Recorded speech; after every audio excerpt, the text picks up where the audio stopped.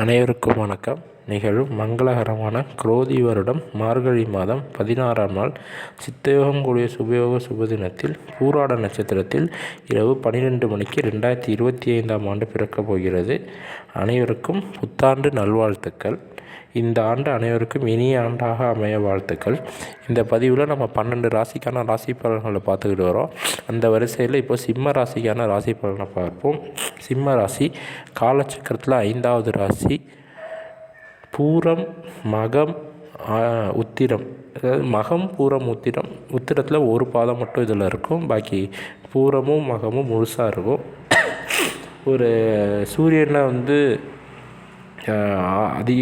அதிபதியாக கொண்ட ராசி. ஒரு நல்ல ஒரு அதிகாரமிக்க ராசி அப்படின்னே சொல்லலாம். சிங்கத்துக்கு ஈக்குவலான ராசி.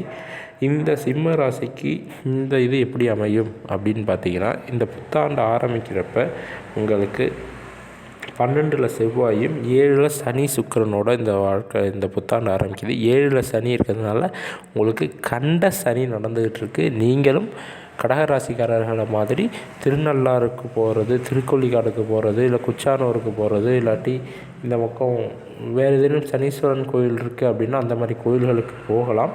அது மட்டும் இல்லாமல் உங்களுடைய வீட்டுக்கு அருகிலேயே இருக்கிற சிவன் கோயில்களில் இருக்கும் சனீஸ்வரன்களையும் நீங்கள் வழிபட்டு வரலாம்.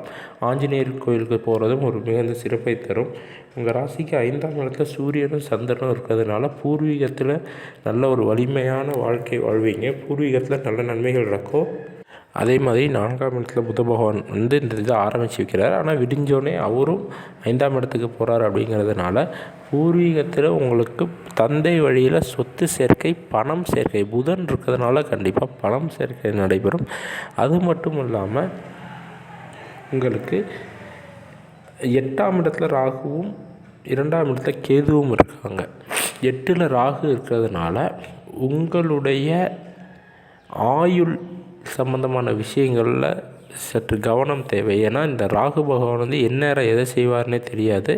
இந்த விஷக்கடி போன்ற இதுக்கு ஆளாகிறதுக்கு வாய்ப்பு இருக்குது. அதாவது பாம்பு கடிக்கிறது, தேள் கடிக்கிறது, ஏதாவது வண்டு கடிக்கிறது, இல்லாட்டி ஏதேனும் ஃபுட் பாய்சனிங் ஆகிறது, இந்த மாதிரி விஷம் சம்பந்தமான இல்லை ரசாயனம் சம்பந்தமான ஆபத்துகள் வரதுக்கு வாய்ப்பு இருக்குது. அதில் கொஞ்சம் கேர்ஃபுல்லாக இருந்துக்கோங்க.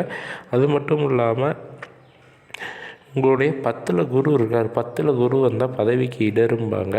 அதனால் நீங்கள் ஒரு வேலையில் சற்று கவனமாக இருங்க. இல்லைன்னா அடுத்த வேலை கிடைக்கிறதுக்கு வாய்ப்பு இருக்குது. அது மட்டும் இல்லாமல் உங்கள் 12ல் செவ்வாய் இருக்கிறார். அப்படிங்கிறதுனால கணவன் மனைவிக்குள்ளே சண்டைகள் வரத்துக்கான வாய்ப்புகள் நிறைய இருக்குது. அதுலேயும் கொஞ்சம் கேர்ஃபுல்லாக இருங்க. சொத்து சேர்க்கையெல்லாம் இப்போதைக்கு எதுவும் கிடையாது. அதை பற்றி நீங்கள் யோசிக்கவும் வேண்டாம். பூர்வீகத்துலேருந்து வர சொத்து தான். நீங்களாம் எதுவும் இப்போதைக்கு எதுவும் வாங்க மாட்டீங்க. உங்களுடைய 6ஆம் இடமும் சுத்தமாக இருக்குது. அப்படிங்கிறதுனால கடன்களும் எதுவும் இருக்க வாய்ப்பு இல்லை.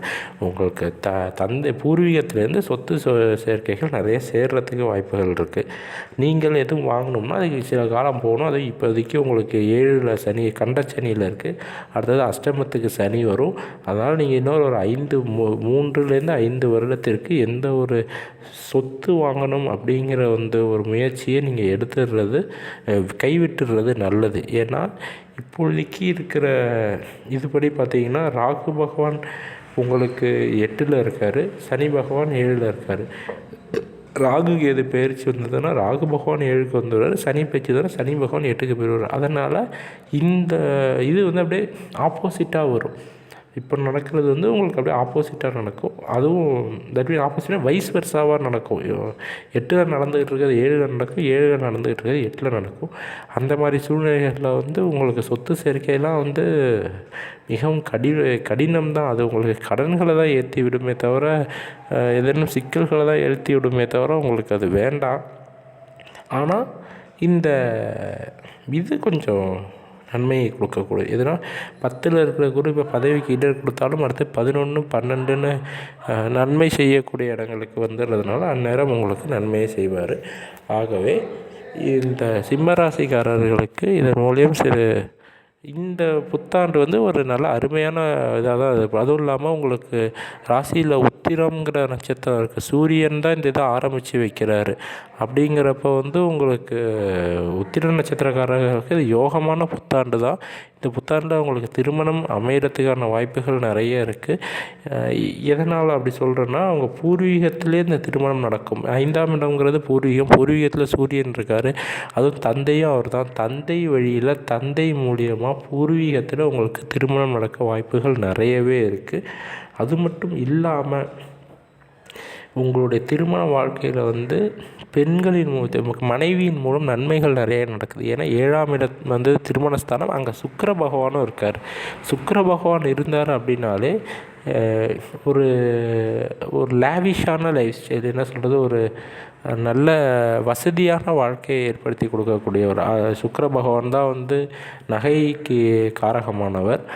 குரு பகவான் வந்து தங்கத்துக்கு காரகமானவர். இவர் வந்து பொதுவாக நகை சேர்க்கை, வெள்ளி சேர்க்கைக்கு சுக்கிர பகவான் தான் காரகமானவர். அது மட்டும் இல்லாமல் ஒரு வீடு கட்டுறதோ, ஒரு கார் வாங்குறதோ, ஒரு எந்த ஒரு சுகபோகமான வாழ்க்கை வாழணும்னாலும் அது சுக்கிர பகவானால் மட்டும்தான் முடியும். ஆகவே 7ஆம் இடத்துல இருக்கிறவங்களுக்கு சுக்கிர பகவான் மனைவி மூலியம் நல்ல நன்மைகளை அமைச்சு கொடுக்கறதுக்கான வாய்ப்புகள் நிறையவே இருக்குது. இத்துடன் அனைவருக்கும் புத்தாண்டு நல்வாழ்த்துக்கள். நம்ம சேனலை சப்ஸ்கிரைப் செய்து காத்திருக்கவும் நன்றி. வணக்கம்.